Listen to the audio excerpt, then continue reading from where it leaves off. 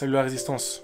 Aujourd'hui, la Terre, les conflits géopolitiques nous montrent qu'il faut se préparer. C'est plus une question de passion ou pas, c'est notre devoir de nous préparer. Vous allez voir dans la vidéo, on va aborder quelques cas très concrets qui se sont passés aujourd'hui, la semaine dernière, il y a des années, et c'est une série d'alertes pour nous dire préparez-vous. Dans la description de la vidéo, vous avez un e-book qui est offert. Vous avez les 5 fondamentaux du survivaliste. Que vous soyez débutant, intermédiaire, confirmé, je vous invite grandement à le télécharger. Vous allez dedans retrouver toutes les ressources pour vous préparer correctement et je vous laisse apprécier cette vidéo. Ciao. Dans cette vidéo, on va voir des cas concrets qui se sont passés hier, le mois dernier, il y a un mois. Il y a des cas qui arrivent tous les jours. C'est plus une folie ou quelque chose de surréaliste, d'accord? Il faut comprendre que vous devez dès à présent vous mettre en situation que quelque chose va arriver. Le séisme au Maroc, des milliers de personnes sont mortes. Hier, une tempête dans le Finistère, des gens privés de voitures, d'habitation.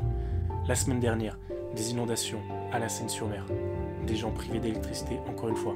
Là, je vous mets une vidéo d'un tsunami qui a ravagé le Canada.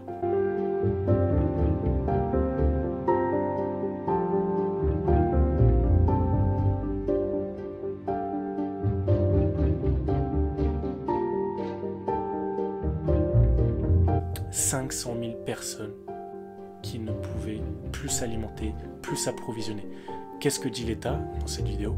L'État dit clairement, nous invitons la population à prévoir 72 heures de stock alimentaire. Maintenant, qu'est-ce qui se passe dans ce genre de situation-là? Tout le monde, 500 000 personnes, vont être pris de court, n'auront rien de préparé. Donc qu'est-ce que les gens vont faire? Ils vont aller tous ensemble au supermarché, ils vont tous ensemble aller acheter des marchandises. Mais à votre avis, est-ce que cela sera suffisant pour la plupart des gens? Non. Donc, ce qu'il faut comprendre, c'est que vous devez être préparé. Ce qui s'est passé en France à une certaine période avec la pénurie d'essence, vous voyez, où tout le monde était limité, vous avez vu les réactions des gens.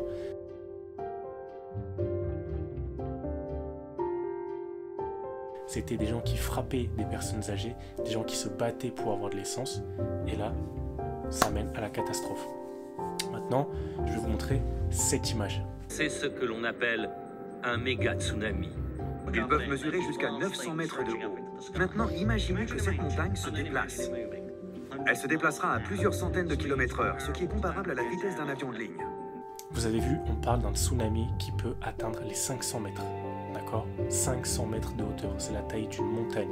Maintenant, si ça arrive, et que tous les pays sont, pour la plupart, noyés, inondés, où les gens vont aller à votre avis? Où les gens vont aller s'ils n'ont plus d'habitation, s'ils n'ont plus rien à manger, s'ils n'ont plus de quoi se chauffer? Où les gens vont aller?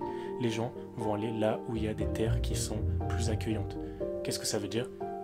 Immigration qui ne sera pas contrôlée, des mouvements de foule non plus qui ne seront pas contrôlés, une panique générale, des gens qui ne voudront pas accueillir les gens chez eux. Et là, à quoi ça mène ça? À la guerre civile. Donc, il faut commencer dès à présent à vous dire que c'est une situation qui va arriver à un moment ou à un autre. Ça vous est déjà sûrement arrivé, vous, dans votre vie, de connaître des situations comme ça, ou ça va vous arriver. Donc, préparez-vous dès à présent. Voilà la résistance. Je vous laisse là-dessus, j'espère que vous avez apprécié cette vidéo.